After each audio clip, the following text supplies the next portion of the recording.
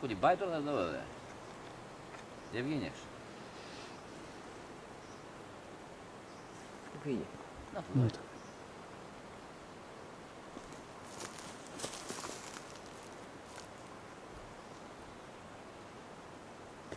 Έλα από εδώ, είναι ευθεία.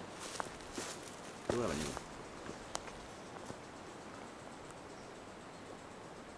Το ίδιο είναι, Το ίδιο είναι.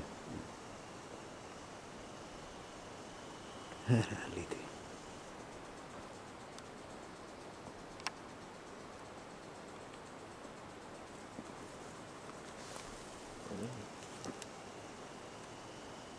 Δεν φοβάται καθόλου εδώ. Μπα.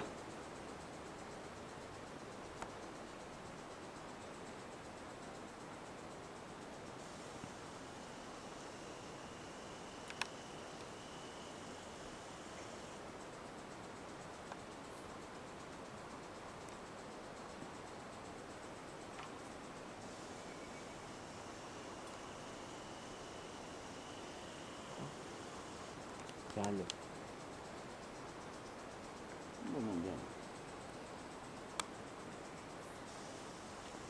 Να. Πού πάει το? Άκουσε το φέρω εκεί πέρα, φαίνεται πάει να. Μεγάλο έτσι. Να λέει παλιό που στα. Να αλήτη ρε. Πού πάει ρε. Κάτω από το δέντρο πάει. Μπορείς και το μάμι σου βγει από εκεί. Μου φάζει δεν φοβάται. Είναι νερόφυγο είναι. Σίγουρα μπαμπά. Σίγουρα.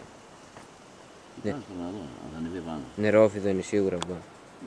Δεν είναι κανένα οχιάκι να πει να φάει. Γιατί μπαίνει οχιάκια μέσα Θωμά, στο νερό. Δεν μπαίνει. Σπάνια να περάσει. Δεν πιστεύω να είναι καμιά οχιά μπαμπά. Θα έχει μεγάλο κεφάλι, δεν θα έχει.